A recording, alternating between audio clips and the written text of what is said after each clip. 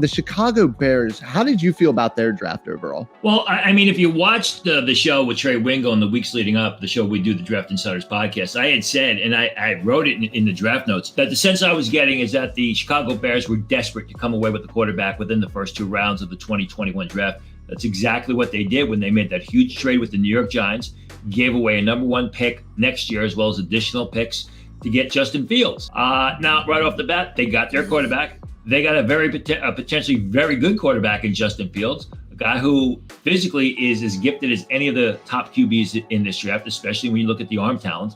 As I've said time and time again, he gets the ball downfield with 50 yards speed and spin with no problem at all. The question is, are the Chicago Bears, Bill Lazor, offensive coordinator, and Nagy, the head coach, able to develop Justin Fields? Because they couldn't do it with Mitch Trubisky, and they used a very high draft pick on Mitch Trubisky. So I think it's a good pick.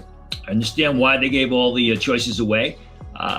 And I think for better or worse, this draft class is going to hinge on how Justin Fields does and their ability to develop or not develop Justin Fields. I thought Tevin Jenkins at the top of round 2 was another exceptional pick. He's an athletic guy. They have a screaming need at tackle.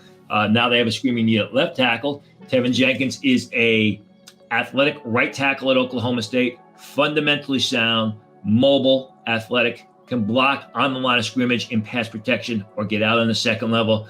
A lot of people like myself projected him as a first rounder, but as I had said a couple times, he did not do well in interviews. He was not coming across well, not show a lot of confidence. There were questions about him, but still, he's got the underlying ability, and the tape doesn't lie, and the tape shows that he's a very good offensive tackle. Larry Borom of Missouri, an offensive tackle that they move into guard, was a 5th-round pick. Khalil Herbert and Daz Newsome, I think 2 6th-round selections were steals.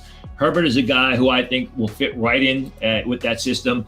He's going to work well with Tariq Cohen as a guy who complements David Montgomery. He's a breakaway threat who is an exceptional pass catcher out of the backfield, a guy who can turn the corner, but someone who also run on the inside and will pick and choose his spots.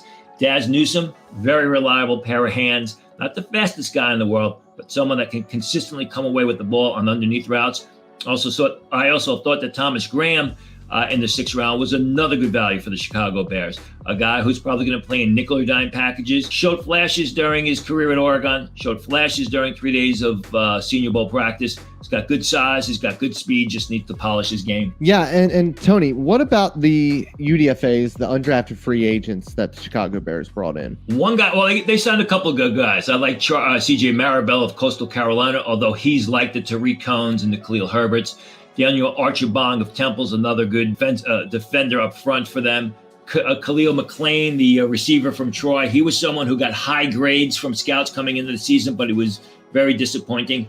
The name to keep an eye on is obviously Charles Snowden, the big, tall outside linebacker from Virginia. He fits the Bear system. He's a tall guy. He's a smart, instinctive football player. He's got to get a little bit bigger. A little bit of a thin frame in the lower half of from the hips down.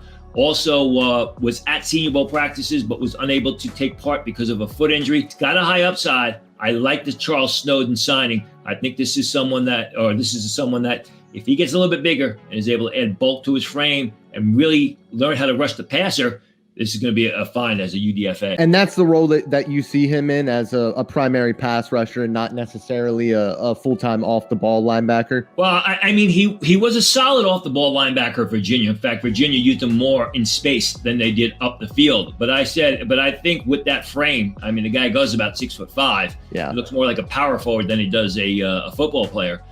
He's got to get a little bit bigger in the lower body.